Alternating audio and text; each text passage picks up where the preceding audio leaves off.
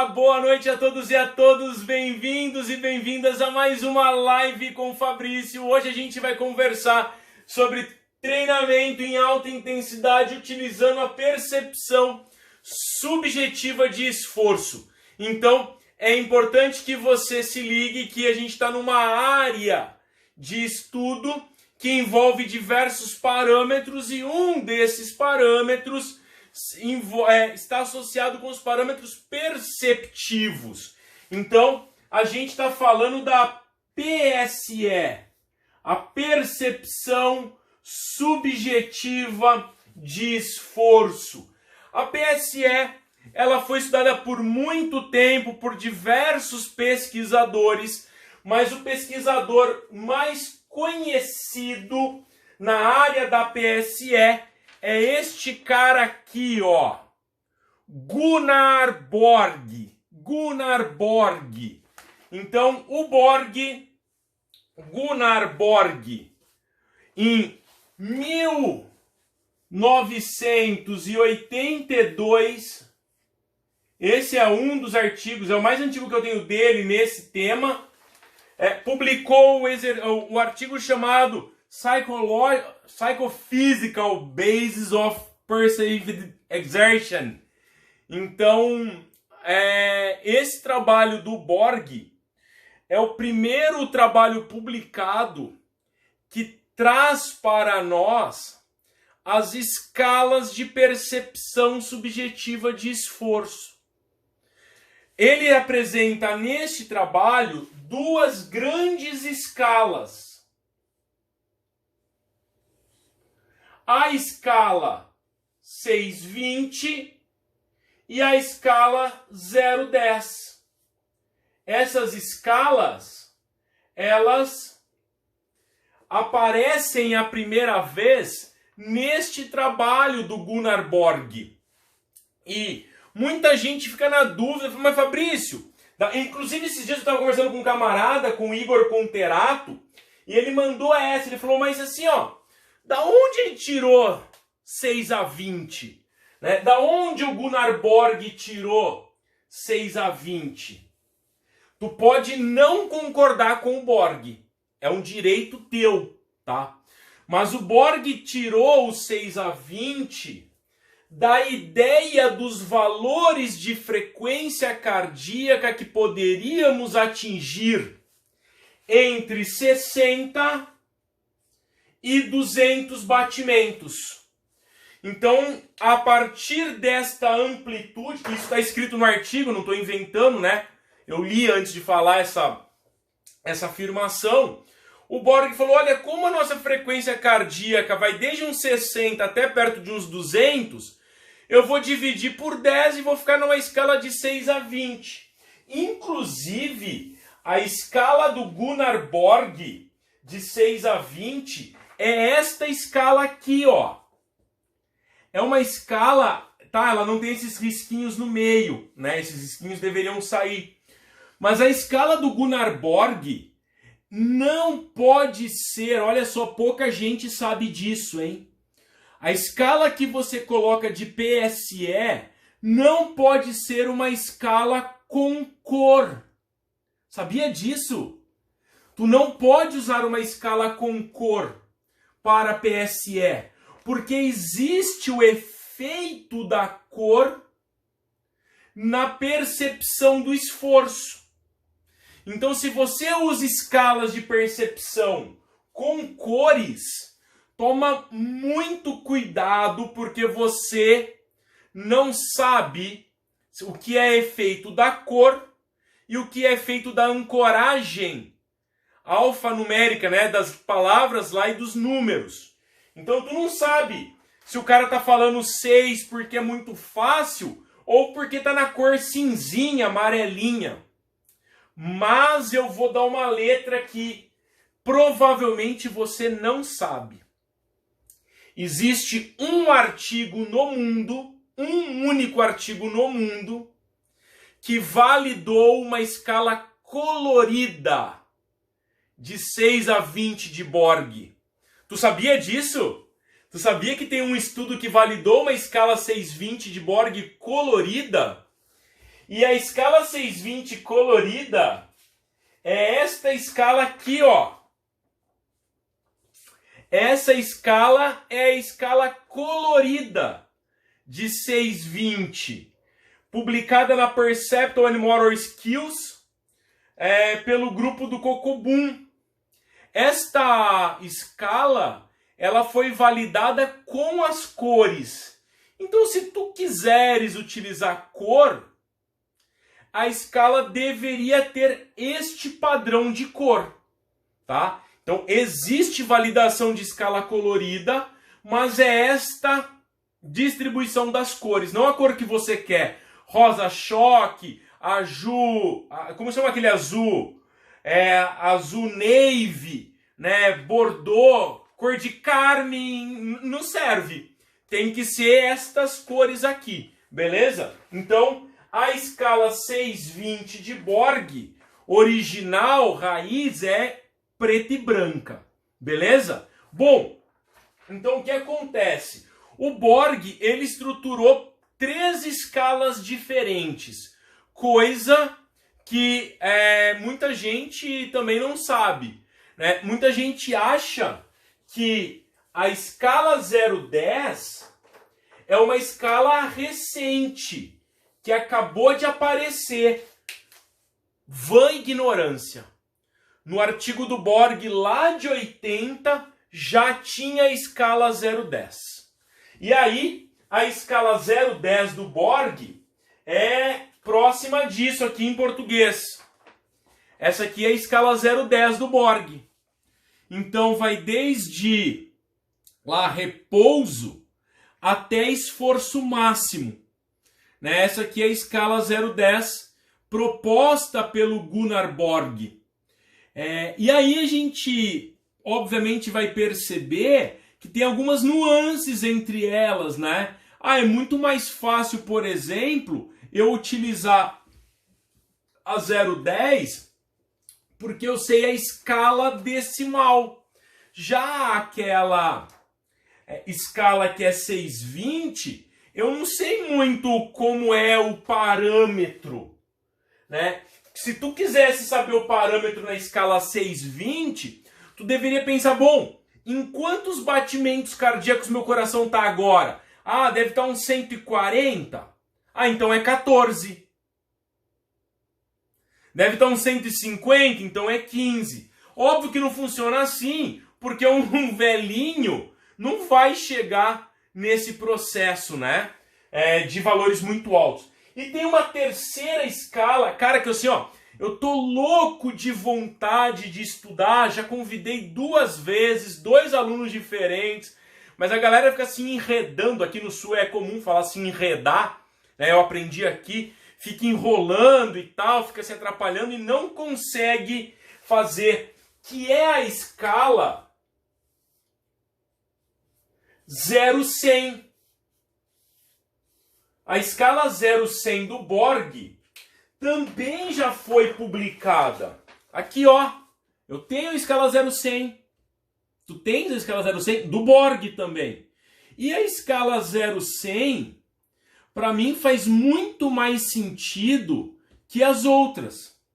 Porque eu consigo ter uma graduação melhor entre as dezenas dos números. E assim, do que eu tenho utilizado nas minhas aulas, nos workshops, cara, esta escala tem funcionado super, super, super bem. É a escala 0-100 do Borg. É uma escala muito legal. Ela tem validação, não tem tradução validada para o português, mas ela tem a sua validação já publicada pelo Borg, né? Ele e a companheira. Então, a gente tem aí, para começar a nossa conversa, 3 escalas diferentes de percepção subjetiva. Fabrício, mas e a Omni? A Omni está aqui, né? A escala Omni, ela também é de 0-10. Tem outras ancoragens de nomenclatura, mas a Omni está aqui no 0-10. Então a gente tem estas três escalas predominantemente na nossa área. Tá? Quando a gente fala em prescrever exercício físico usando o PSE,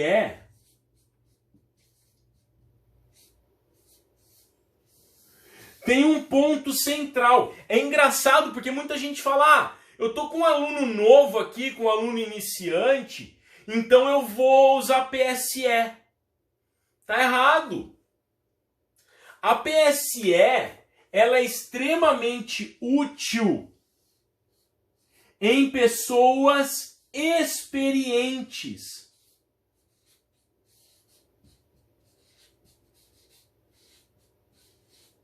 A PSE, ela é extremamente útil em pessoas experientes. PSE não vai funcionar bem em quem está começando a treinar.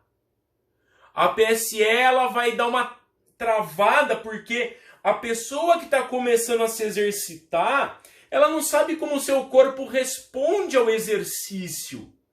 E aí ela vai ter problemas para identificar os melhores valores. Por isto, quando a gente fala de exercício físico, um aspecto extremamente importante é chamado de ancoragem.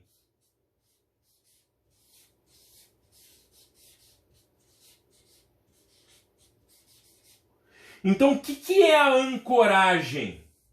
A ancoragem funciona assim. Tu tens um valor de frequência cardíaca que é conhecido, e aí este valor de frequência cardíaca tem um correspondente na PSE. Por exemplo, ontem a gente conversou sobre intensidade de prescrição do treino com base na frequência de reserva. Essa tabela do American College, ela vai mostrar pra gente que cada faixa de intensidade tem uma PSE correspondente. Então, qual é a lógica? Eu coloco o meu aluno para treinar e vou monitorando a frequência cardíaca dele. Quando ele atinge a frequência de treino, a frequência cardíaca do treino, eu mostro a escala. Aí eu falo para ele assim, cara, olha essa escala e fala um número. Aí ele fala. Nesse cenário, o que acontece? Tu diz para ele que aquele número que ele falou tá certo ou tá errado em relação à frequência cardíaca e ao número que ele deveria ter dito. Então tu faz um processo de ancoragem. Esse processo de ancoragem pode durar de 2 a 3 meses.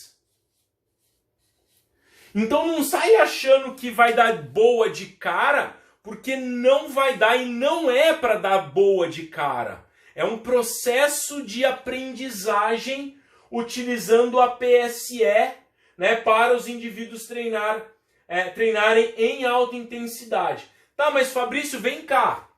Tá falando aí de PSE, alta intensidade. Qual o valor de PSE? O quanto? Qual é o valor que a gente tem? O cara tem que estar sempre falando 20. Manja, aqui em cima, ó, a gente tem na escala 6-20.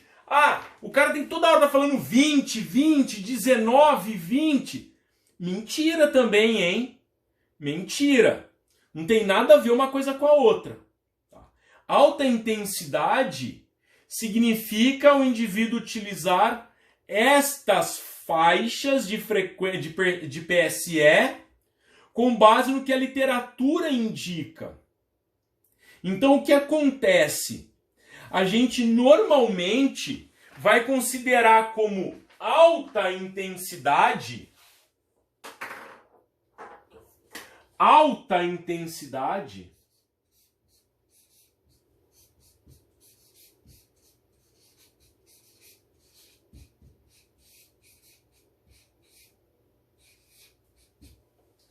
17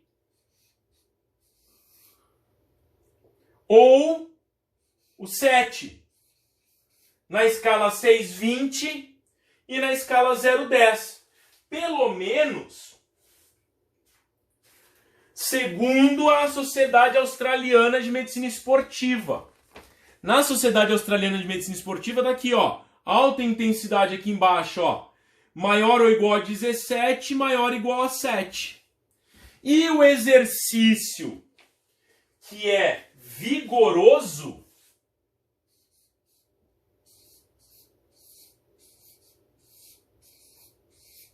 aí ele vai ser, na escala 6,20, 14 a 16. E na escala 0,10, ele vai ser entre 5 e 6.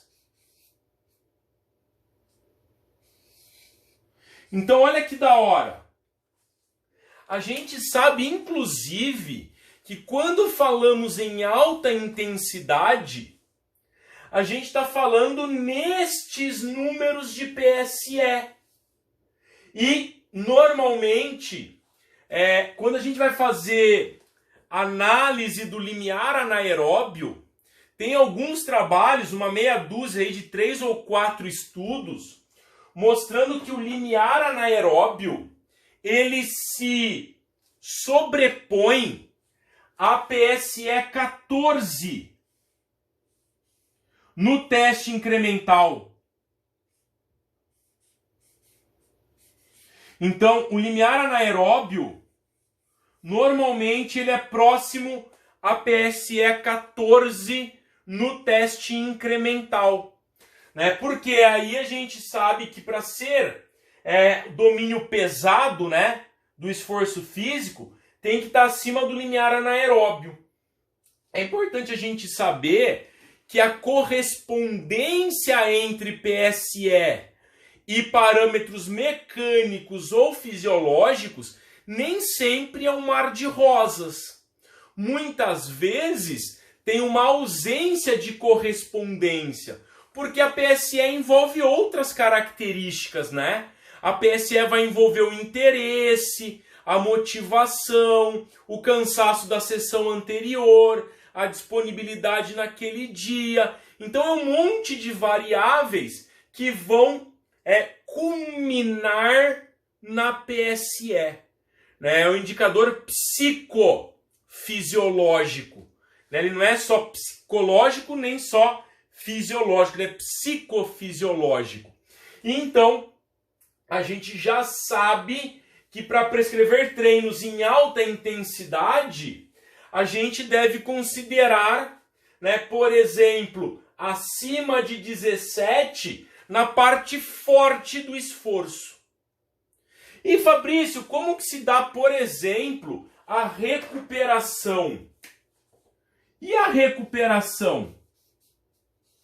Qual é a intensidade da recuperação? Normalmente, a intensidade da recuperação é 9,11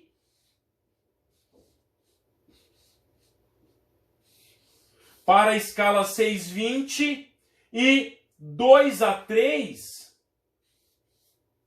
para a escala 0,10.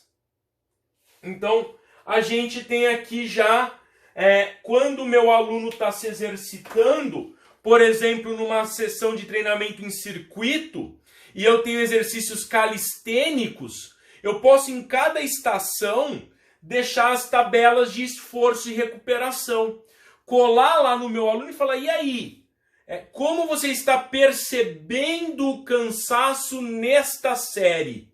Aí ele olha a escala e responde, fala, acelera, enfim, dificulta mais, sei lá, adota um procedimento para a percepção aumentar. E aí é importante você saber que ao longo da sessão de treino é possível que a PSE aumente mesmo com a diminuição da carga. Porque é um efeito acumulado de cansaço. Então o teu aluno vai falar uma PSE maior com uma carga menor. E aí tu precisa acreditar nele. né? Então tem alguns grupos de esportistas que a gente não consegue acreditar muito quando vai falar PSE. Por exemplo, em geral, jogador de futebol é um cara que dá muito migué. Porque quando tu pergunta a PSE dele, ele sabe que se ele falar um número alto, a sessão seguinte vai ter uma intensidade menor. E se ele falar um número baixo, a sessão seguinte vai ter uma intensidade maior. Então aí ele vai se regulando pela intensidade do que ele fala. Já, por exemplo, eu estou falando de estudo que a gente conduziu aqui. Estudo que eu falo não é publicação científica, né? É quando eu meto lá o polar em todo mundo, vejo a frequência cardíaca do treino e pergunto a PSE do treino do cara. E tem também um outro grupo que a gente já teve uma experiência muito engraçada, que foi com boxeador. Os caras entram numa sessão de boxe, treinam forte pra caramba, toma e recebe soco na cara. Aí meia hora depois você pergunta, o cara tá tudo destruído, qual que é a tua PSE na escala 620? Aí o cara responde assim, 11. Cara, como assim 11? Como assim 11? Tu tomou porrada, deu porrada, tá tudo roxo aí e foi relativamente fácil. Então assim, tem que tomar um pouco de cuidado porque tem alguns grupos que essas escalas não vão funcionar bem enquanto você não fizer uma ancoragem adequada e principalmente fizer um cruzamento com outras variáveis, né, para tu ter uma temperatura assim do todo que ele está fazendo. Aí vai funcionar super bem. Caso contrário, é enganation, enrolation, beleza? Bom, tem uma outra variável que é super legal da gente saber. Então, aqui a gente tem já uma parte super importante de ancoragem. Pessoas mais iniciantes, eu vou preferir começar aqui, ó. Então, por exemplo, 2 semanas 14, 2 semanas 15, 2 semanas 16, aí uma semana de recuperação.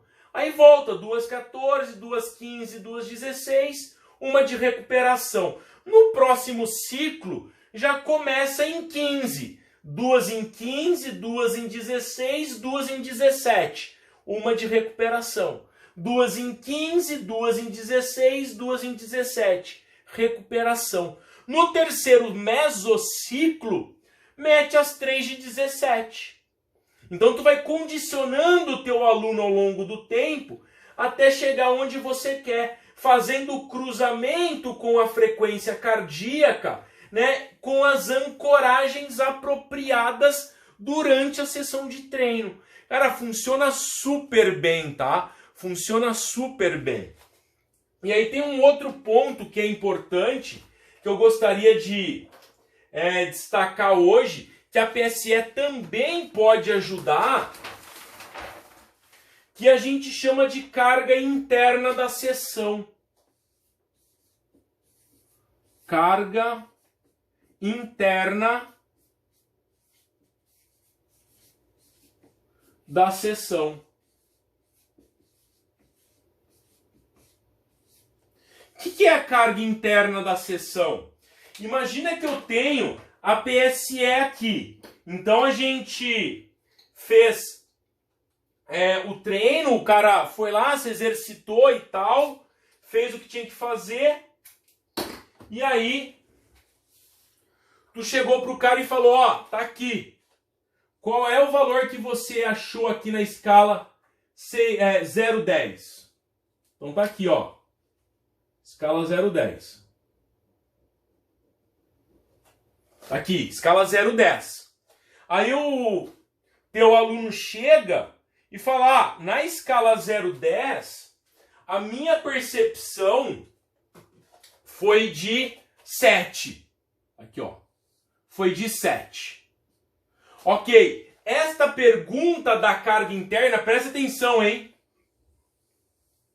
Esta pergunta de qual foi a percepção de esforço para cálculo da carga interna, ela tem que ser feita. Aí tem um trabalho em congresso que eu vi, que eu não sei se saiu o artigo completo, tá? A princípio, a proposta original é que seja feita 30 minutos após. 30 minutos após, para sair o calor do momento, saca? Porque se o cara foi 20, né, 0 a 10, foi 20. Então assim, tu pergunta 30 minutos após para cair o calor da sessão e o cara conseguir fazer uma resposta mais plausível. Aí tu pega a PSE, nessa escala 0-10, e multiplica pela duração da sessão. Então, por exemplo, o treino durou 55 minutos. Então eu vou fazer 7 vezes 55 e eu vou ter que a carga interna desta sessão foi de 385. Né? Isso precisa ir fazendo com o tempo unidades arbitrárias. Unidades arbitrárias. Isso a gente vai fazendo com o tempo para ir ganhando intimidade com o meu aluno e com o procedimento de carga interna. Né? Aí o que acontece? Se você começar a fazer a carga interna todo o treino, isso vai permitir que você calcule outros índices relacionados ao impacto da sessão. O strain, né, que é a tensão da sessão, a monotonia da sessão, né, o quanto tem de variação de carga ao longo da semana. E aí você, com estas variáveis, vai ter uma variável super importante, que é a carga média da semana. Então imagina que no treino 1 deu 385, né, isso aqui foi o treino 1. O treino 2 deu, por exemplo, 427 unidades arbitrárias. O treino 3 deu 408. Então, tu tens aqui 3 treinos diferentes. 385 mais 427 mais 408. Então você pega esses 3 aqui, que dá 1220, e divide por 3 sessões. E você vai ver que a média é de 406. Ah, Fabrício, para que essa merda de matemática?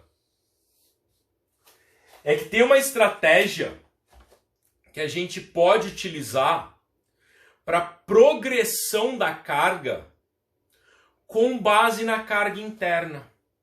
Assim, ó, tem que tomar muito cuidado nisso, porque tem uma galera usando o que eu vou falar agora para prevenir lesão. Cara, esquece. A literatura tem mostrado que carga interna, relação aguda crônica, não previne lesão. É super sedutora, é sexy a medida, mas ela é fantasiosa.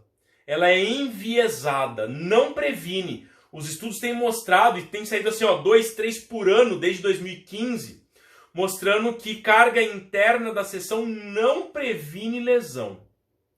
Mas a gente pode caminhar por um outro lado. Então eu tenho a carga interna, por exemplo, do último mês. Isso aqui foi a carga interna média do último mês. 406. Eu posso pegar este número aqui e projetar, né, o quanto eu posso aumentar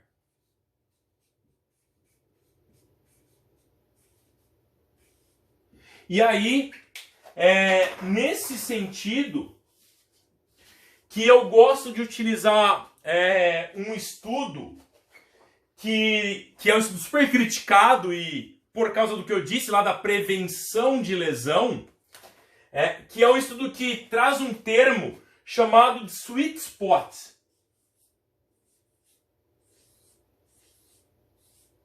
O que é o sweet spot?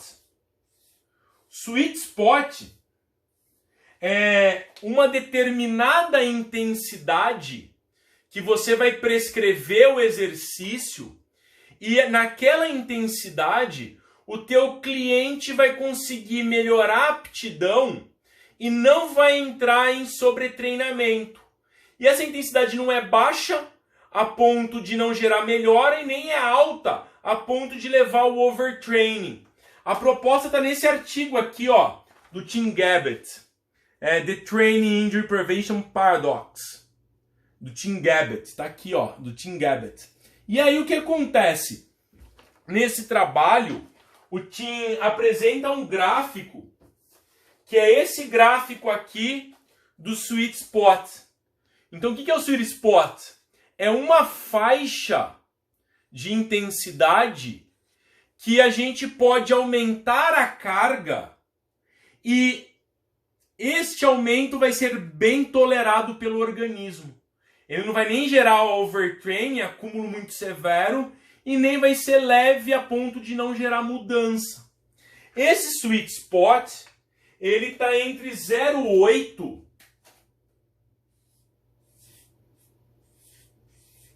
e 1,3. O que significa 0,8 a 1,3? Eu vou pegar o 3 aqui como parâmetro, tá? Ou seja, presta atenção, hein?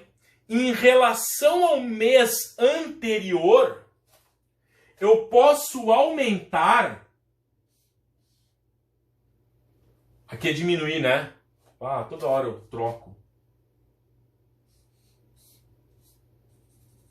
Aqui é uma ampulheta. Pronto. Em relação ao mês anterior, eu posso aumentar 30%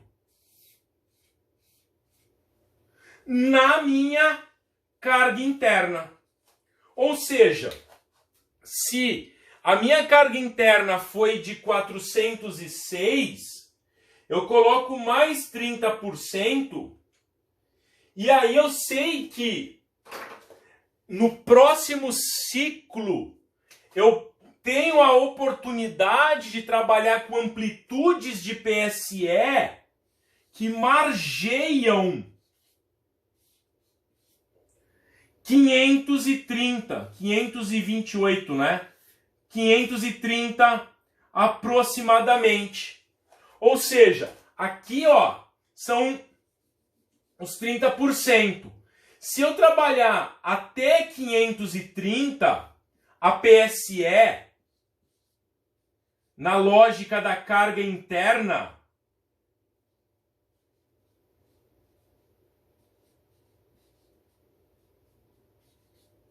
eu vou conseguir ter um modelo de treino que não vai sobrecarregar o organismo. Mas, Fabrício, tem que sempre estar nas tampas aqui no limite? Não. Por isso que tem uma amplitude, né? Então vai de 0,8, ou seja, 406 mais 30%.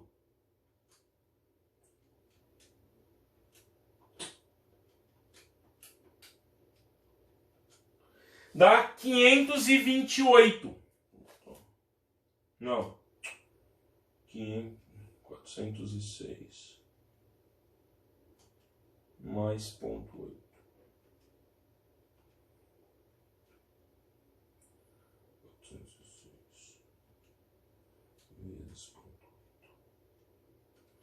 Então, de 325 a 530, eu tenho aqui uma amplitude que a carga vai ser confortável para a próxima semana.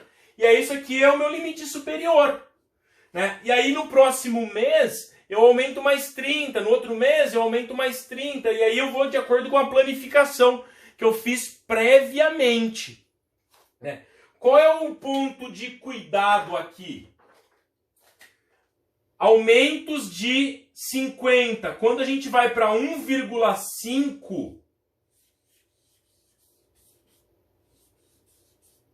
Quando a gente vai para 1,5, a gente tem situações que podem gerar overtraining. Eu tenho um acúmulo de carga muito grande. Ou seja, se eu estou aqui a 406,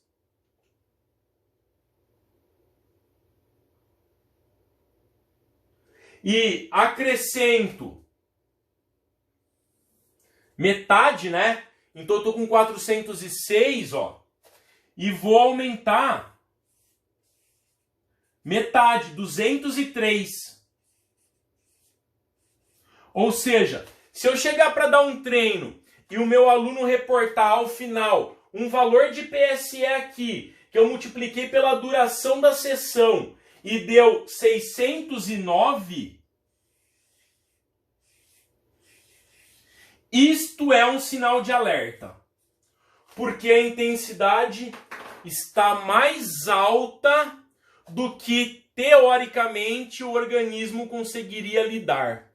Então, ao entender carga interna da sessão para usar a PSE na escala 620 e compreender que existem 3 escalas diferentes e estas são as ancoragens para alta intensidade, a gente consegue prescrever um treino em alta intensidade utilizando a percepção subjetiva de esforço. Eu explico com detalhes isso na certificação em treinamento multimodal, a qual você leva diversos bônus consigo e, dentre estes bônus, uma planilha exclusiva para poder calcular a carga interna da sessão e fazer as projeções das próximas sessões de treino. Se tu tens interesse em entrar na certificação em treinamento multimodal, é só acessar fabriciobosculo.com, que lá tu tens o link para esta formação de 20 horas, com mais de 1.000 pessoas que praticaram aqui no Brasil. Gostaria de agradecer você que está aqui no YouTube me acompanhando pela atenção. Não se esquece de curtir, compartilhar e ativar o sininho aí para você receber novas notificações. Grande abraço do Fabrício e até a nossa próxima live com o Fabrício.